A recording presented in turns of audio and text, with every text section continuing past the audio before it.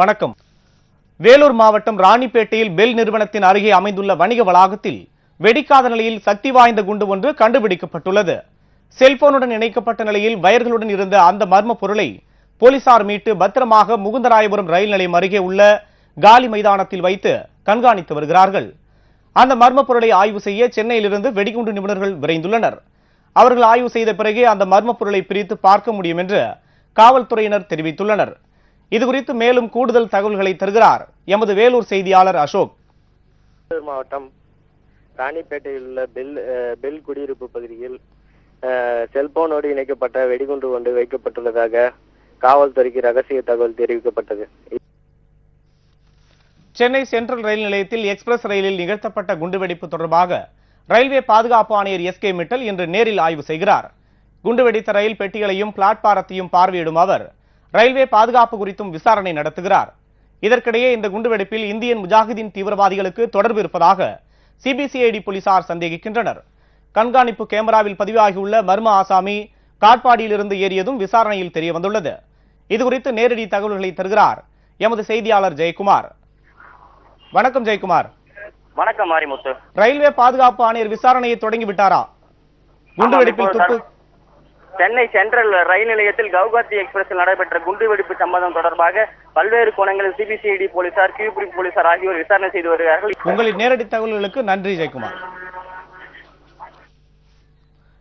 மக்களவைத் தேர்தலுக்கான 8வது கட்ட வாக்குப்பதிவு உத்தரப்பிரதேசம், பீகார் உள்ளிட்ட 7 மாநிலங்களில் உள்ள 64 தொகுதிகளில் நாளை நடைபெற உள்ளது. இதையொட்டி வாக்குச்சாவடியில் பலத்த பாதுகாப்பு ஏற்பாடுகள் செய்யப்பட்டுள்ளன. மக்களவைக்கான தேர்தலுக்கான வாக்குப்பதிவு 9 கட்டங்களாக நடத்தப்படும் என அறிவிக்கப்பட்டு ஏற்கனவே 7 கட்ட வாக்குப்பதிவு அமைதியாக நடந்து முடிந்தது. இதனைத் தொடர்ந்து 8வது கட்ட வாக்குப்பதிவு நாளை நடைபெற உள்ளது.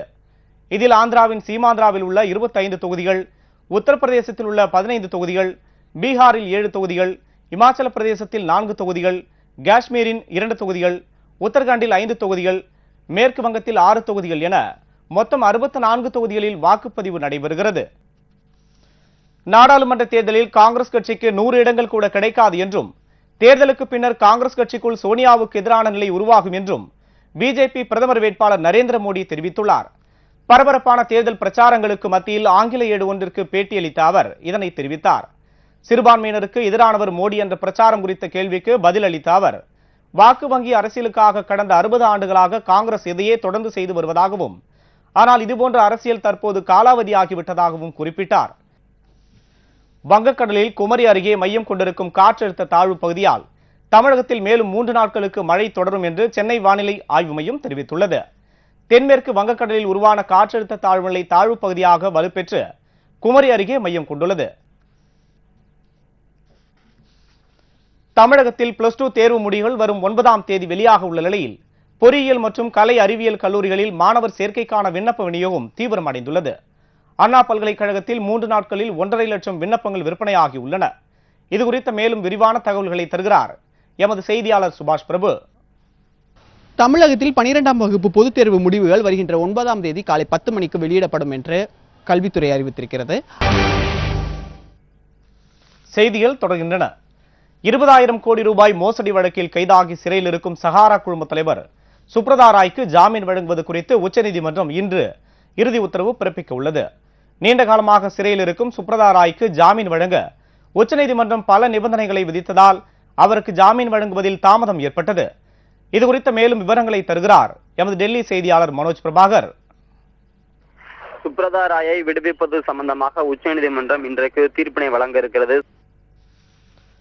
கூடங்குளம் அணுமின் நிலையத்தில் மின் உற்பத்தி 900 மெகாவாட்டாக அதிகரித்துள்ளது. விரைவிலேயே முழு உற்பத்தி அளவான 1000 மெகாவாட்டை எட்டும் என்றும் எதிர்பார்க்கப்படுகிறது. கூடங்குளத்தில் 1000 மெகாவாட் மின் உற்பத்தி திறன் கொண்ட 2 அணு உலைகள் அமைக்கப்பட்டுள்ளன. அவற்றில் முதலாவது அணு உலையில் 2013ஆம் ஆண்டு அக்டோபர் மாதத்தில் மின் உற்பத்தி தொடங்கியது. முதல் நாளில் அதிகபட்சமாக 160 மெகாவாட் மின்சாரம் உற்பத்தி செய்து மத்திய தொகுப்பில் இணைக்கப்பட்டது. பின்னர் ஆய்வுக்காக மின் உற்பத்தி பலமுறை நிறுத்தப்பட்டது. அதன் பின்பு படிப்படியாக மின் உற்பத்தி அதிகரிக்கப்பட்டு வந்தது. தமிழகத்தில் 3 இடங்களில் நிகழ்ந்த சாலை விபத்துகளில் சிறுமி உட்பட 4 பேர் பரிதாபமாக உயிரிழந்தனர். ராமநாதபுரம் அருகே உள்ள ஏந்தல் கிராமத்தில் அடையாளம் தெரியாத லாரி மோதியதில் ஆட்டோவில் பயணம் செய்த மல்லிகா, ராதிகா ஆகியோர் சம்பவ இடத்திலேயே உயிரிழந்தனர். கூடுதல் எடையேற்றிச் செல்ல நிர்பந்திக்கும் சிமெண்ட் ஆலைகள் மீது நடவடிக்கை எடுக்குமாறு அரியலூர் மாவட்ட ஆட்சியரிடம் லாரி உரிமையாளர்கள் புகார் அளித்துள்ளனர். 16 டன் அளவு சரக்குகளை மட்டுமே லாரிகள் கொண்டு செல்ல வேண்டும் என்று தமிழக அரசு உத்தரவிட்டிருக்கிறது.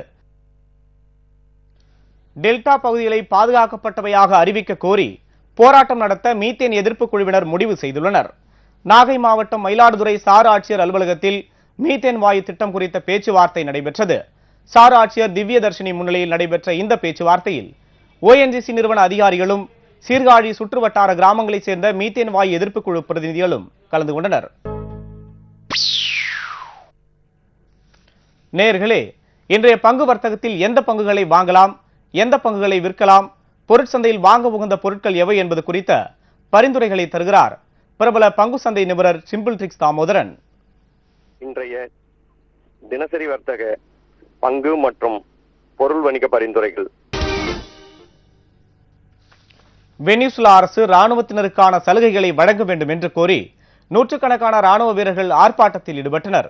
வெனிசுலா ராணுவத்தினருக்கு குடியிருப்புகள் அமைத்தல், குடும்பத்தினருக்கு கல்வி மற்றும் வேலைவாய்ப்பு வழங்குதல் உள்ளிட்ட நலன்கள் ஏற்படுத்தி தரப்படும் என்று வெனிசுலாவின் முன்னாள் அதிபர் ஹியூகோ சாவேஸ் கடந்த 2012ஆம் ஆண்டு அறிவித்திருந்தார்.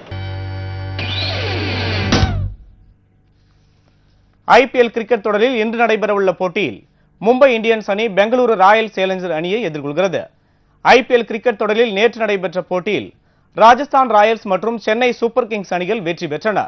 இதைத் தொடர்ந்து இன்று இரவு 8 மணிக்கு மும்பையில் நடைபெறவுள்ள ஆட்டத்தில் மும்பை இந்தியன்ஸ் அணி பெங்களூரு ராயல் சேலஞ்சர்ஸ் அணியுடன் மோதுகிறது. மீண்டும் சந்திப்போம். வணக்கம்.